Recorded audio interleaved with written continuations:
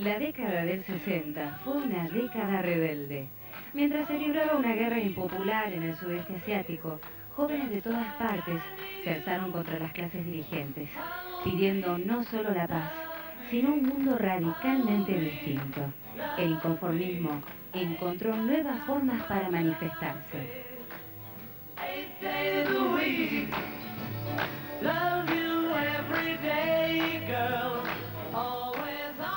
Latinoamérica inició en los 60 con una revolución cubana en pleno auge que logra impedir el intento de invasión imperialista en la Bahía de los Cochinos.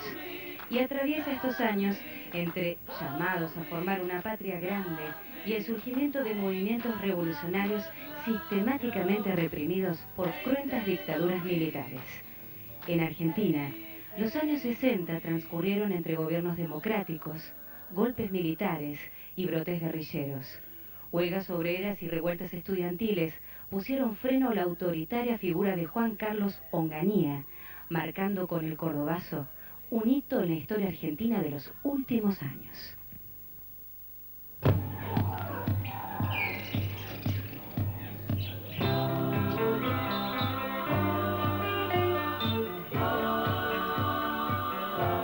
Los happenings en el Ditela marcaron el espíritu de toda la década, incluyendo protestas artísticas y gestas en pos de la libertad de expresión, y consagraron la vanguardia en el plano de la plástica y del teatro. Paralelamente, actores egresados del Conservatorio Nacional o surgidos del teatro independiente se afirmaron en la escena nacional, y con directores como Gandolfo, Aleso y Fernández, y dramaturgos como Gambaro, Alac, Cosa, Somigliana y Rosenmacher recrearon un movimiento teatral inédito. En este clima, Gregorio Nachmann inició en Mar del Plata un proyecto cultural sin precedentes. Pero su relación con el teatro se remontaba a sus 16 años, cuando por primera vez subió a un escenario para interpretar El sueño de Luis Ordaz. Entonces, según sus propias palabras, era solamente un actor consumido por la incipiente fiebre de las tablas, enfermedad pertinaz que luego se agravaría hasta convertirse en dolencia permanente.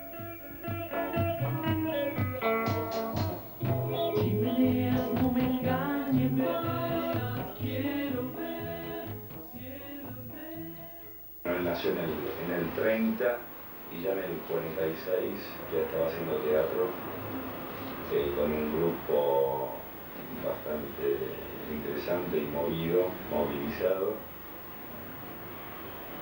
Y bueno, después eran estudiantes de ciencias económicas con Renan y con un grupo de gente que estudiaban juntos y que empezaron a hacer teatro en el IF, en el AICA, haciendo, bueno, diversas actuaciones, y a mi viejo enseguida le gustó la dirección. Cuando Nachmann llegó a Mar del Plata, un grupo de entusiastas actores se agruparon en torno a él para dar lugar a su primer aventura teatral en esta ciudad, la Organización Cultural Atlántica.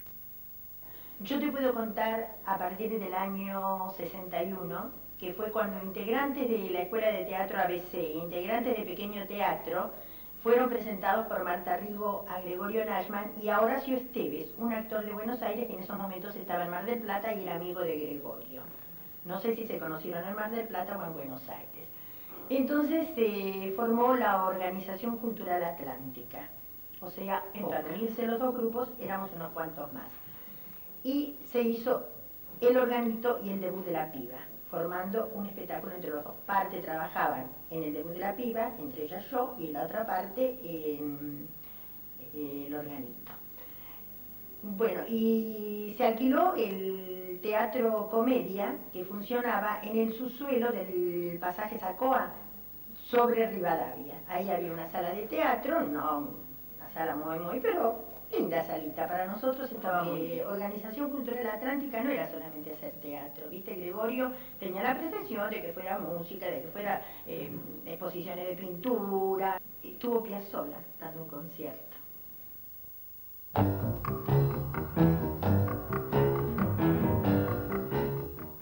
Estamos peleando por el asunto de la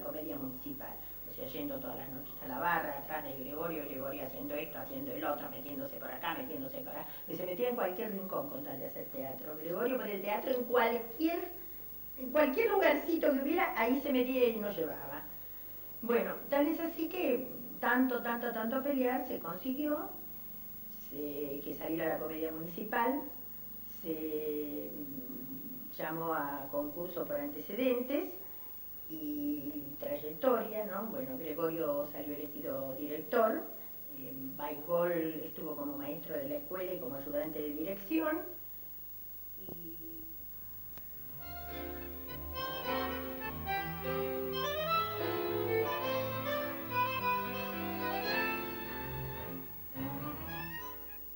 Bueno, yo a Gregorio lo conocí acá en Mar del Plata.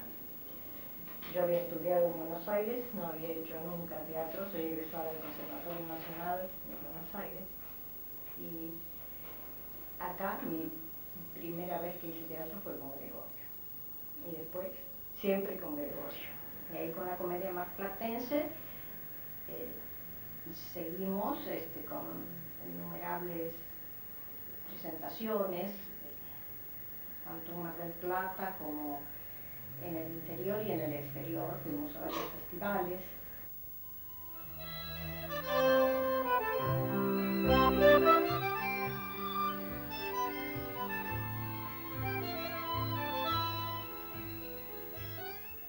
Y ahí funcionaban dos teatros. Ahí tenía el teatro grande y el chiquito que se daba, hacía café concert, teatro para niños. Trajo muchas figuras importantes. Sí, vinieron muchos elencos profesionales a trabajar ahí en temporada, en verano. Charly García con su Generis. Cuando no era nadie, Charly García, cuando tenía en la sala media docena de personas, ¿se acuerdan? Y nosotros nos quedábamos, hacíamos función, ¿se acuerdan? Y luego nos quedábamos a hacerle de público. Estaban Pedro y Pablo, ¿se acuerdan? Sí.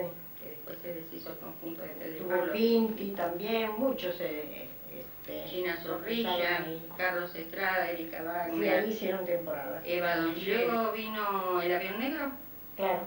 Que el Avión Hicimos Negro... El Avión Negro, que ya empezamos en la época del teatro político, vamos a decir, porque él se comprometía políticamente con la gente, no era de una ideología política determinada, sino el malestar que había era lo que irritaba y uno se comprometía con la gente, y entonces hacía teatro de protesta. Aquí están, estos son los que vienen del montón. Aquí están, estos son los que vienen del montón. Avión Negro era qué pasaría en los determinados, en los distintos medios sociales, políticos y sociales, si volviera Perón a la Argentina. Nadie tenía idea de que Perón iba a volver. Cuando hacíamos El Avión Negro, siempre teníamos policías en la sala. Era un transgresor, era un transgresor. Muchas veces nos venían y nos clausuraban el teatro cuando se decía que se iba a hacer tal o cual obra, venían y nos clausuraban el teatro. Muy bien, que se sacaban la faja del teatro como para funciones. Con él no podían, hasta que pudieron.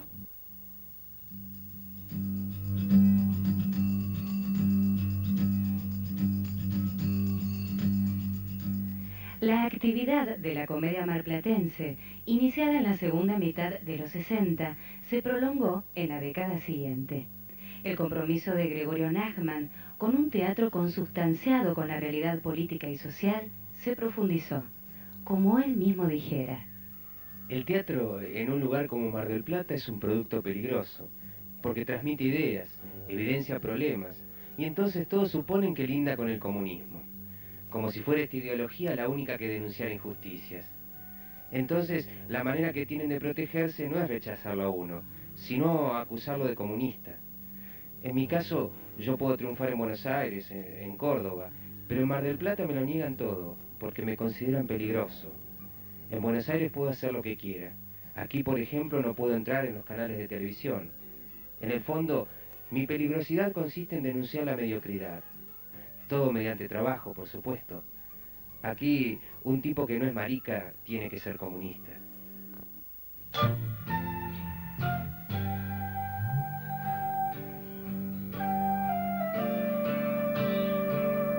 Figúrate que pierdes la cabeza. 70 traían consigo una profundización de los conflictos sociales y para Latinoamérica esos años estarían signados por el quiebre de los sistemas democráticos y la irrupción de dictaduras militares con políticas de terrorismo de Estado. En la Argentina, la espiral de violencia crecería hasta límites insospechados y las manifestaciones culturales sufrirían como nunca antes las intromisiones del poder político, traducidas en represión, censuras, amenazas, autocensuras, exilios, atentados.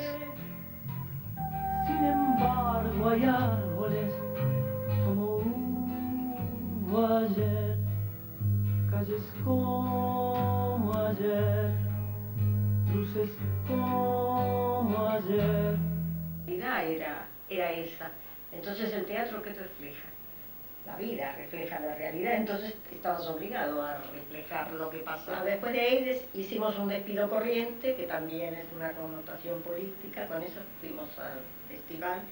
Con ese También con Juan Palmieri. Y Juan Palmieri, que Juan Palmieri también, porque es la historia de un Tupamaro, en la clandestinidad, así que todo tenía relación. De ahí fue cuando se empezó a comprometer cada vez más con la política en sí, pero ya el hecho de hacer teatro es una acción política. Cualquier cosa que vos hagas es una acción. Y fue una persona sumamente reconocida por gente profesional, por gente autorizada, que no podían creer.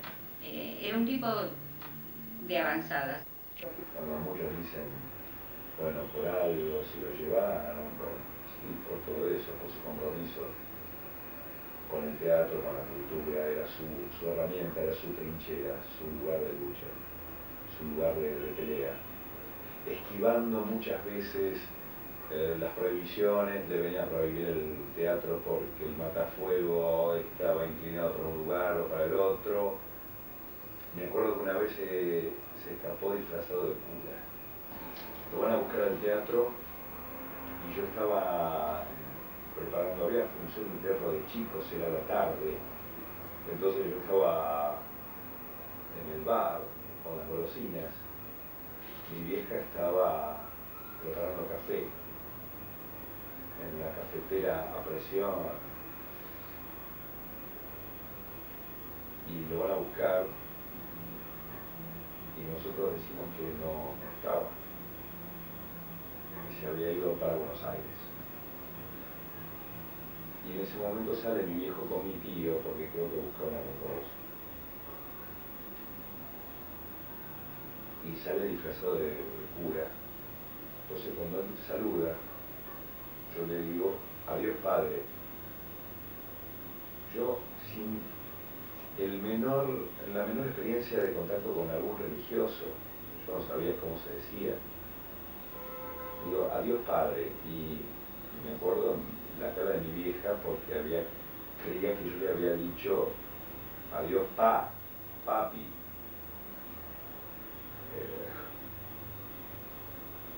También las presentaban las universidades y yo me acuerdo una vez que estaba con Juan Palmieri, creo que era, en una universidad, creo que en la Universidad Católica en Mar del Plata, y presenta la obra, bueno, termina la obra y se empieza a armar el debate, ¿no? Y un poco, el debate de la obra y otro poco una discusión política, ¿no? Que de hecho generaba eso, porque era una obra con contenido político. La con la que llevaba mi viejo y dirías, este tipo es militante. Pero mi viejo más me parece que era militante de esto, del teatro, ¿no? De armar teatros, de levantar salas, de proyectar centros culturales, de llevar las obras de teatro a los barrios, de traer músicos, de traer plásticos, ceramistas, artesanos. Me acuerdo del hall del teatro con artesanos. Se iba mi viejo, yo tenía 40 grados de fiebre, picos infernales, venía la doctora, mi viejo venía atrás de ella, tenía el termómetro con 42 y por ponía el termómetro donde aparecía mi viejo y yo ya no tenía más fiebre. Y esa era mi relación con mi viejo, ¿no? La fiebre de escombro duró muchos más años, ¿no? Ahí lo llevan, se hacían ensayos en casa, pero ahí lo llevan el 19 de junio, el sábado, a la tarde, el día previo al Día del Padre. Mi tía, una tía, la hermana de mi vieja, que se fue a un exilio interno con sus dos hijos, se fue a Mar del Plata, junio, Mar del Plata, mucho frío, y se fueron a buscar a la oficina donde él laburaba, fue a buscar mantas, frazadas, algo para que tenga mi tía.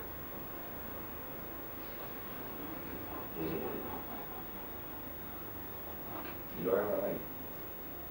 O sea, lo van a buscar a la casa donde vivíamos, en la Rea e Independencia. Y no estaba ahí, quedó un grupo armado, donde estaban mis hermanos menores y mis primos. Estaban solos, un ratito. Y bueno, y lo van a buscar a la oficina de Colón y San Juan, Colón 42 días. Preguntan por él, amablemente, y le dicen que los tienen que acompañar.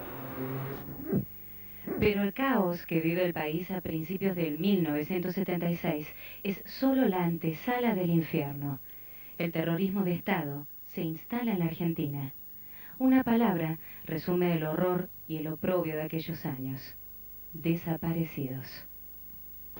Bueno, a partir de ahí yo puedo llorar, digamos. Llorar esto, llorar todo el procedimiento, llorar la falta de mi viejo fundamentalmente y toda la mierda que después se sucedió. Pero antes, para mí, convocar a mi viejo en la memoria es alegrar, es decir, bueno, sí, no, con papi nos divertía, con papi la pasamos bien.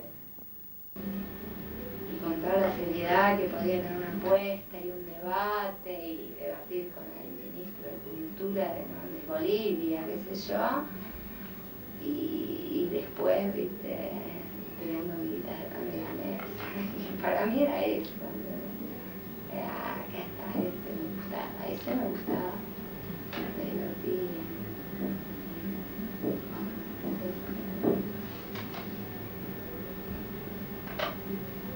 Eso extraño.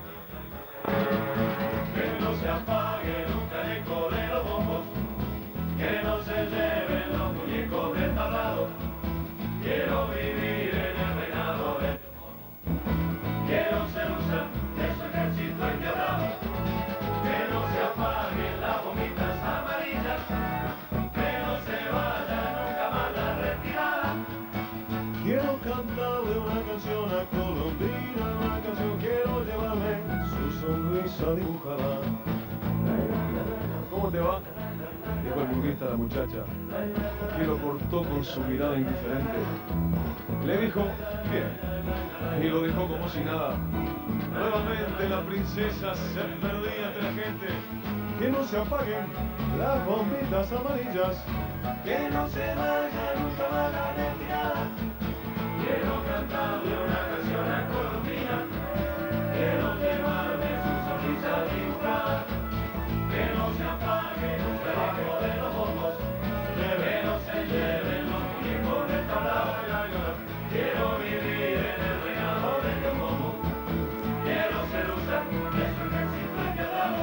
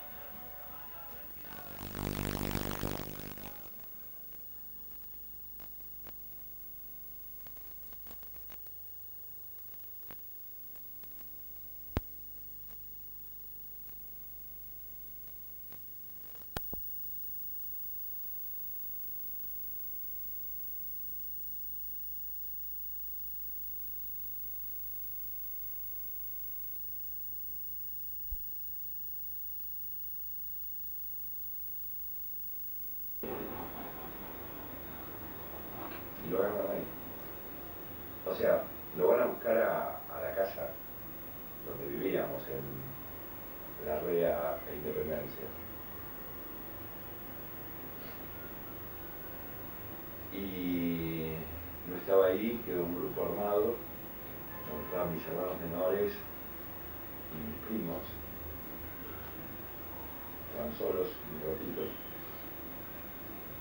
Y bueno, y lo van a buscar a la oficina de Colón y San Juan, Colón 42 días.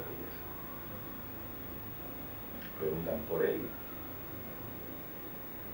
amablemente, y le dicen que los tienen que acompañar. Pero el caos que vive el país a principios del 1976 es solo la antesala del infierno. El terrorismo de Estado se instala en la Argentina. Una palabra resume el horror y el oprobio de aquellos años. Desaparecidos. Bueno, a partir de ahí yo puedo llorar, digamos. Llorar esto, llorar todo el procedimiento, llorar la falta de mi viejo fundamentalmente y toda la mierda que después se sucedió. Pero antes, para mí, convocar a mi viejo en la memoria es alegrar.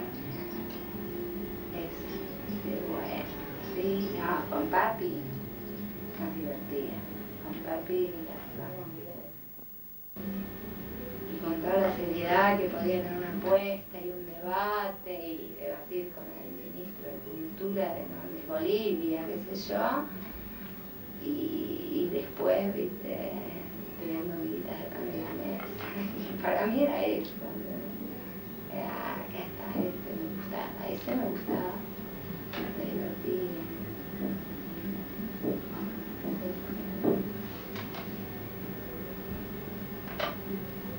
Eso extraño.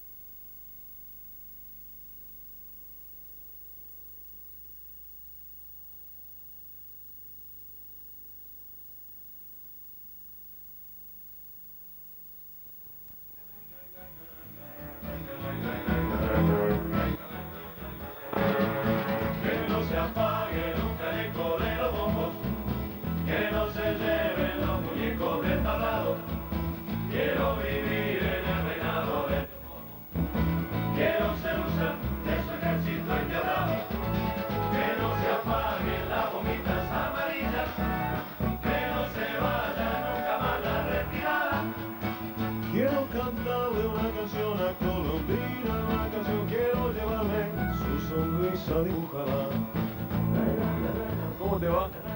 Dijo el burguista a la muchacha, que lo cortó con su mirada indiferente. Le dijo, bien, y lo dejó como si nada. Nuevamente la princesa se perdía entre la gente.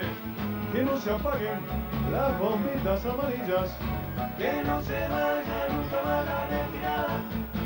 Quiero cantarle una canción a Colombina, quiero llevarme su sonrisa dibujada, que no se apague nunca debajo de los bombos, que no se lleven los muñecos del tablado. Quiero vivir en el reinado de Yomomo, quiero ser usar de su ejército enviado, que no se apaguen las bombitas amarillas, que no se vaya